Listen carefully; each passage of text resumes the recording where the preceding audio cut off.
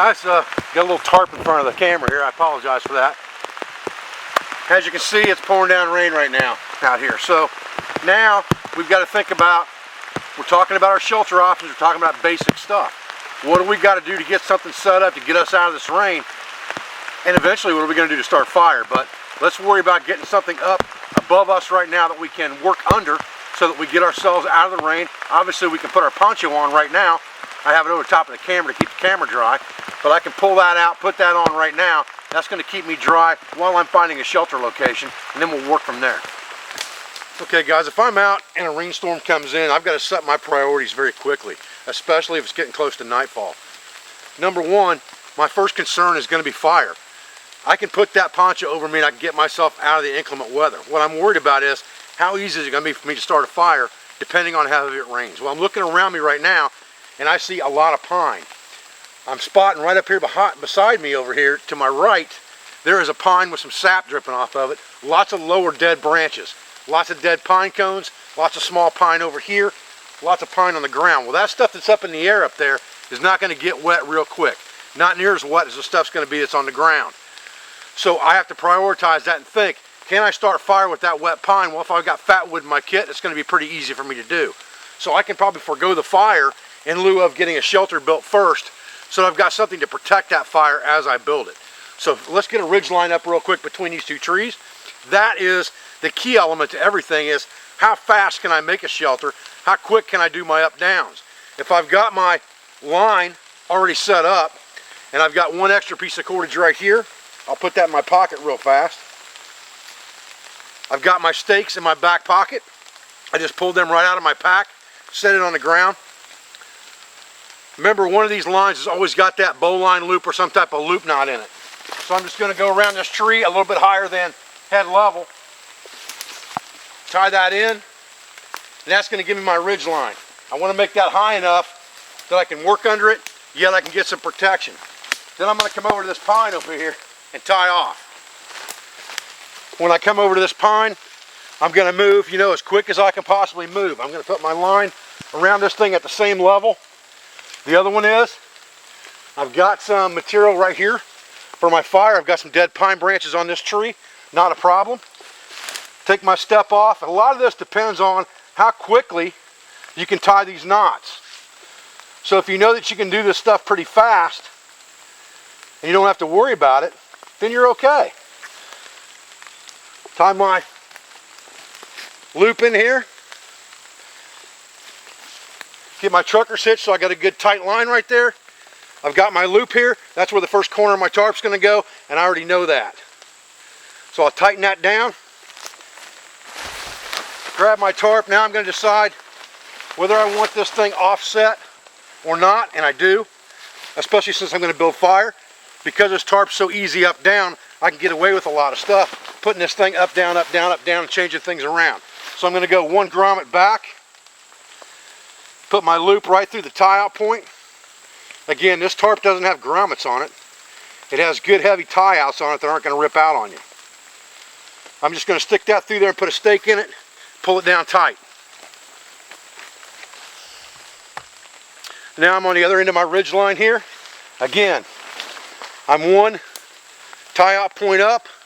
I've got this line. All I'm going to do is tie a knot through this thing just like this. One of those big hitches. Doesn't matter what I use.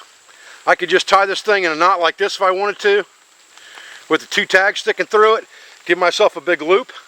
Or I could tie something more fancy. Right now I'm just worried about how quick can I get this up and down, and this will be pretty easy. If I run this through the loop 3 times, I give myself a prusik. I got to control the knot, so I'm going to pull the knot down, tighten this up, again, grab another stake, open that loop up, run my string right through the loop, just like this. Or my loop through the loop, I guess is the word. Run my stake through the loop, just like this. Pull it down as tight as I want to go. And because I got a prusik knot on there, that's not going anywhere. Now, all I got to do is get these things tied out real quick. I got 2 stakes left. I'll drop my corners in the ground real fast.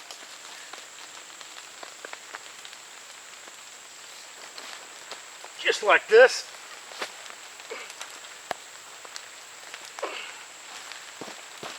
Boot that thing right down in. Come to the other side, do the same thing.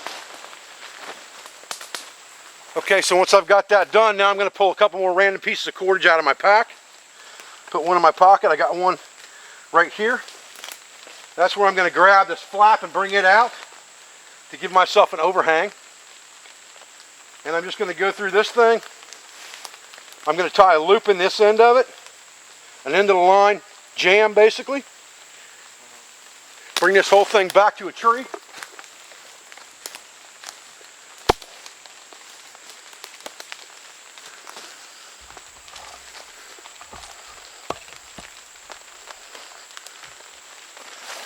Now I've got that to a tree. I can go through that end of the line jam just like this. Maneuver that around to where I need it. Tie that thing off in the same trucker's hitch style knot. I'm done. Now I go to the other one. Okay. Now I've given myself a place that I can get in here and I can work and I can be out of the weather.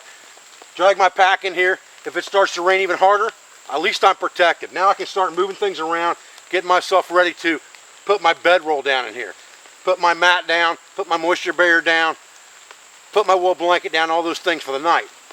I can also start to work on my fire lay inside here, and right when I get ready to light it, I can move it out. Unless I'm going to change my shelter configuration, I'm going to need to move it out away from my shelter. One thing that's very important to understand is, once you get yourself wet and you have to dry your clothes by fire, you're going to need a bigger fire. Small fires have a tendency to burn clothing, boots, all of that stuff, because you have to move things so close to it to get it to dry out, you'll end up burning it up. If you build yourself a big fire that gives off a lot of heat, you won't have to get things near as close to it to feel that heat and dry them out. A lot of people don't understand that. Small fires burn clothing, big fires dry clothing. Think about that one as well. Okay, here's something really important to look at real quick. You see, I talked about that hood being off to one side of center of that tarp. That hood has got a flap that's facing downhill. In other words, it's flapped over facing down, so water's going to run and sheet over the top of that. I have to be cognizant of that when I set the shelter up. I don't want to turn it the other way, because then I'm just asking for a leak. It wouldn't probably leak that way unless you had a really good driving rain, but you want to set it up this way to avoid that chance altogether. Okay, so what we have set up here is kind of a modified baker type design. It's not closed in on the sides like a baker would be, but it's got the overhang like a baker would have, and then approximately a 45-degree back on it. So if you got a 7-foot by 7-foot tarp, you've got 2 feet of that or so hanging over the top, and then you've got 5 feet going straight down. If you get that thing up above waist level, you should be able to sit up inside there, do what you got to do, stay dry, and you've got an overhang that you can actually work a little bit further out from underneath that angle and still keep yourself good and dry. And then you can manipulate that angle up or down in the evening time to hold heat in there if you want to. Okay guys, here's what I decided to do. I know just sure as crap, if I put this video up and we just show the shelter, which was my intention to begin with, somebody's going to say, hey, it's pouring down rain out there, what are you going to do to start fire? So I figure I'm going to show you how to build a fire in this rain and wet weather right now real quick, using the available materials around me, because I don't have a tinder bundle. I don't have any fat wood with me. I don't have any of that stuff. So I'm going to have to collect what's around me to make a fire, and I'm giving myself a very short amount of time to do that. So I'm kind of going to test myself as well. But there's plenty of stuff right here. We're going to walk through that together. We're going to start a big fire right here, and then we'll end the video, and we'll talk about bedding and how to set up your bedding and things like that in the next video when we talk about other setups for this tarp. Stay with me, guys. Okay, so here's a pine. I've got a run of pine sap I see running down this tree. Well guys, we just got really lucky, because in the few minutes here that it took me to get this camera set up to get a shot of this pine, the sun just popped out. Now, everything in here is still wet. You can still hear water falling out of the trees. Doesn't really matter. We're in soaking wet conditions, but at least we're not getting any more rain falling down on us right now. But now what we're going to do is we're going to take a stick. I just grabbed one off the ground here. We're going to reach up in there into that soft goo and try to get some on a stick just like this and bring it down. Okay, hopefully you guys can see this and it's kind of in focus. This is fresh, wet pine sap, and it is going to be highly combustible material. So this is something I'm going to take right off the bat. Okay, next, right here by my camp, I've got this strangler vine full of shredding bark. I should be able to take my knife, back or the front, the blade, whatever, it doesn't really matter, and I should be able to shred that bark down. If it's not soaking wet, it's going to take a spark really well. But combined with that accelerant, it shouldn't matter if it's a little bit damp. But now I got to collect a handful of that. Okay, here's my next target. Hanging dead. This is a dead pine branch hanging in a pine tree with a million little sticks on it. That's my initial fire lay. Okay guys, let's talk about where we're at. I'm looking for material. It doesn't matter whether I know the name of it or not. I'm looking for properties of material. This bark is stringy when I shred it. That means it's going to give me a lot of surface area to catch sparks. That means it's going to be ideal for bird nest material or tinder. Doesn't matter if I know what it is or not. All I'm worried about is the properties that it has. Okay? So I'm going to shred that up and process it. I've got some laying on the ground right here, and I've kicked the dirt out to where I've got to some dry ground here. And that's important as well. Because if I got wet ground I'm starting my fire on, I'm already starting in trouble. So I'm going to set that right there for the moment. Then I've got this big ball of pine sap that I put on a leaf.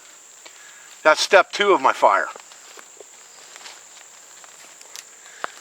I have this pine branch that has lots and lots of small, dry, dead, highly combustible sticks. That's going to be the next element. I'll just lay those right there for right now. I'm going to break every one of those off and use them. All of those are pencil size and smaller. So they're key elements. Then I'll break up the bigger stuff and I'll put it in another pile here right beside it. Doesn't take a long time to get a fire lay prepped. And again, pine is a primo firewood if you're trying to not cook with this fire necessarily. But if you're trying to get something quick and dirty that's going to put off a lot of heat, pine's going to give you that because pine has tons of resins in it.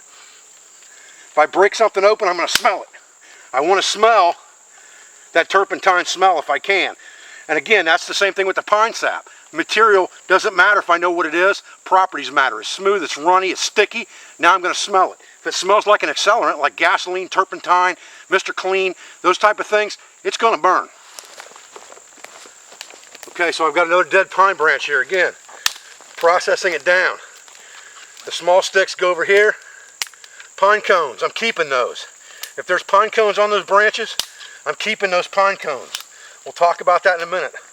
There's 4 or 5 of them here. I'm going to keep those as I'm breaking the sticks off. Again, you don't want to get in too much of a hurry with this stuff, but you've got to be in somewhat of a hurry. It could start raining again any second now.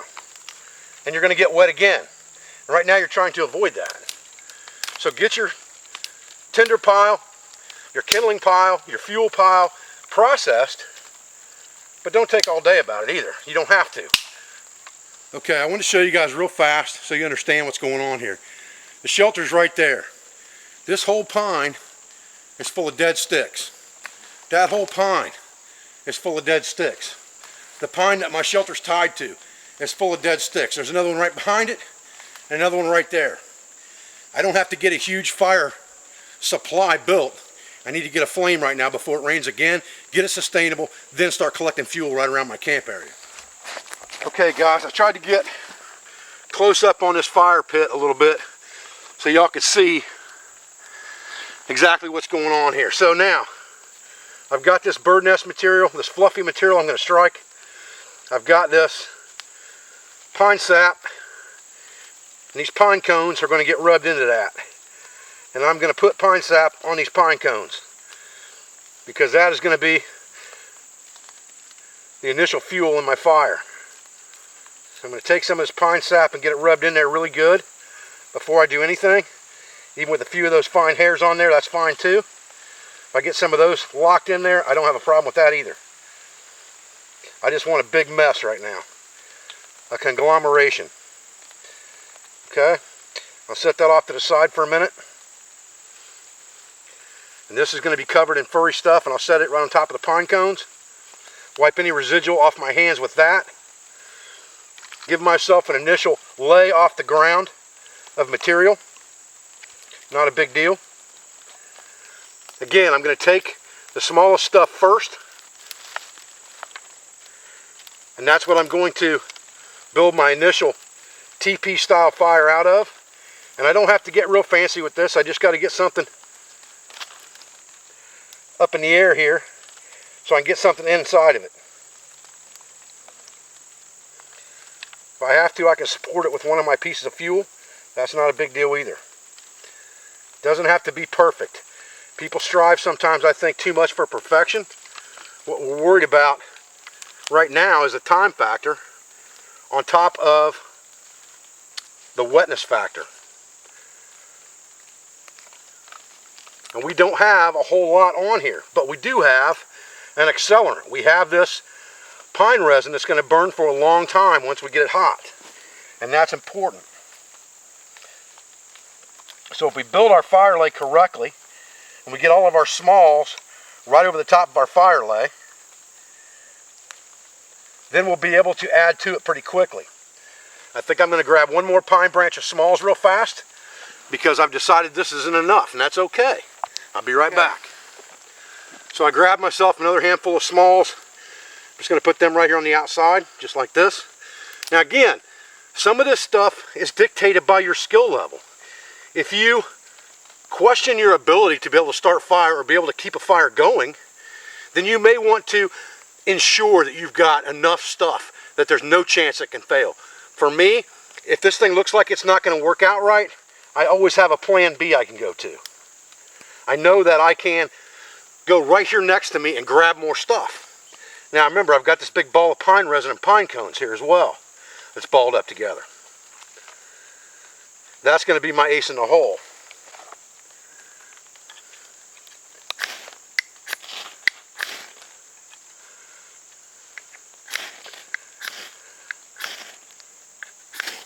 This stuff's pretty wet, for sure.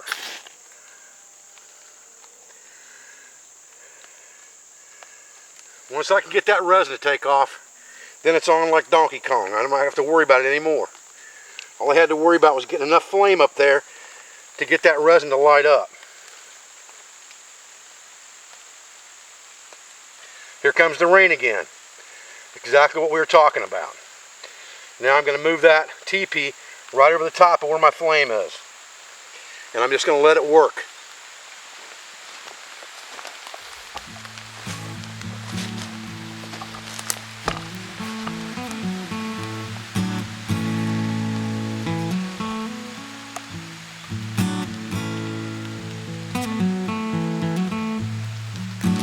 Situation critical right now.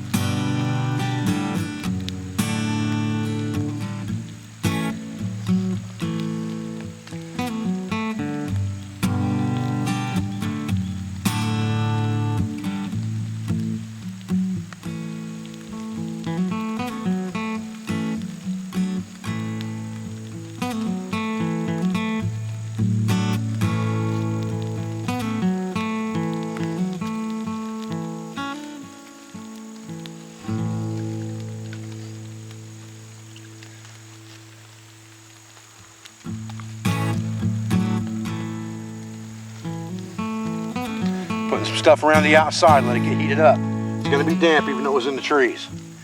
Now, while this is happening, now's my time to go collect. And now I'm going to jump on these trees right in front of me and start grabbing sticks off of them.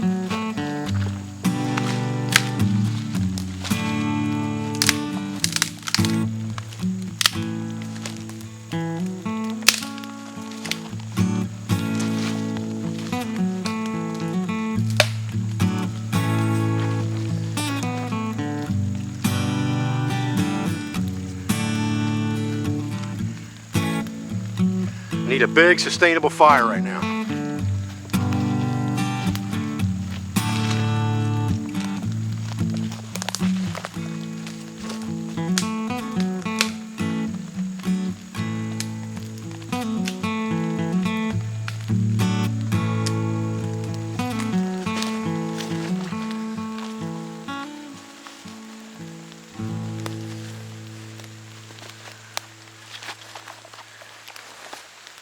Okay, when I know that fire's not going anywhere, then I can start to relax a little bit. Now, I just go collect more fuel. I got that a little close to a tarp line. I'm going to move that tarp line real fast. No big deal. Pull this tarp line off real fast. That's the beauty of those up-down knots. I don't have to worry about it.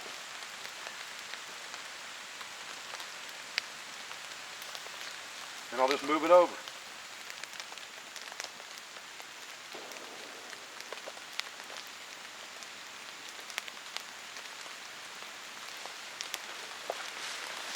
And that, my friends, is the beauty of pine.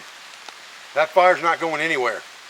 I got all night before dark to run around here and collect up some pieces of parts thrown by this fire to keep this thing going if I need to. But this fire's getting plenty big now to where I don't have to stand as close to it and I can still feel the heat. Standing behind this camera, I feel the heat of that fire. I need a big fire to dry my clothes out right now before it's time to bed down if that's the case. Okay guys, well I'm Dave Canterbury at the Pathfinder School. I appreciate joining me for this video today. I'm sorry I got off track a little bit, but I thought it was a great opportunity to do an impromptu, hey, I got a ferro rod and a knife, I got to make fire right now, get a shelter set up, what do I do? So I wanted to kind of walk you guys through that, even though this was supposed to be a basic series on shelters only. But I thank you for all your views, I thank you for your support, your time, all the comments that you make, all the support that you give to me, my family, my friends, my business. I'll be back with another video as soon as I can. Thanks guys.